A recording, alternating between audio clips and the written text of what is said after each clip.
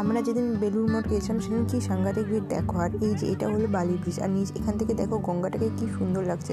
গঙ্গা পার হওয়ার সময় বালি ব্রিজটা দেখতে দারুণ লাগে সত্যি। ফেরিঘাট থেকে বেরিয়ে বেলুড় মঠে যাওয়ার রাস্তায় এরকম ছোটো বড়ো অনেক রকমের দোকান রয়েছে। আর ওই দেখো হনুমান বসে আছে মাথার উপরে। ফেরিঘাট থেকে বেরিয়ে অল্প একটু হাঁটলেই বেলুড় মঠের গেট, এটা অবশ্য পেছনের গেট।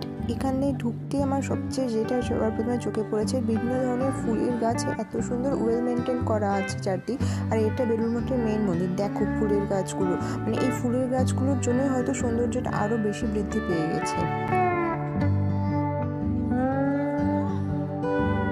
এটা আরেকটা দিক।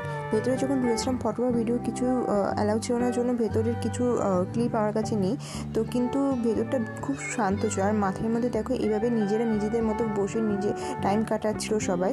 কেউ গল্পের বই পড়ছিল, কেউ ছবি আঁকাচ্ছিল, কেউ বা বাইরে থেকে কিছু খাবার এনে এখানে বসে খাচ্ছিল এবং অনেকটা টাইম স্পেন্ড করছিল। আর এর পাশেই তো যেহেতু গঙ্গা, তো গঙ্গার ওখানে ঘাটেও বসে অনেকে অনেক টাইম স্পেন্ড করছে। আমার খুব ভালো লেগেছে বেলুড় মঠ জায়গাটা। ফিরতে যেহেতু সন্ধ্যা হয়ে গিয়েছিল, তো অসাধারণ লাগছিল দক্ষিণেশ্বর মন্দির দেখে। শুধু দক্ষিণেশ্বর মন্দিরই কেন বা বলবো, বা তার সাথে বালি ব্রিজও দারুণ লাগছিল দেখতে। সত্যি বলতে শহরের কলকাতা অন্যরকম, রাতের কলকাতা অন্যরকম। এত চারিদিকে আলো, খুব সুন্দর লাগে রাতের কলকাতা দেখতে। যেহেতু দক্ষিণেশ্বরের মেন গেটের পাশে মা ভবতারিণীর ফেরিঘাটের রাস্তা, তো দেখো ফেরার সময় আমাদের ওই রাস্তাতেই ফিরতে হয়েছে। আর চারিদিকে কত ধরনের দোকান, মানে এখানে তুমি যদি কাউকে কিছু গিফট দিতে চাও সেই গিফটের দোকান পেয়ে যাবে, কিছু খাবারের দোকান পেয়ে যাবে, নিজের কেনাকাটির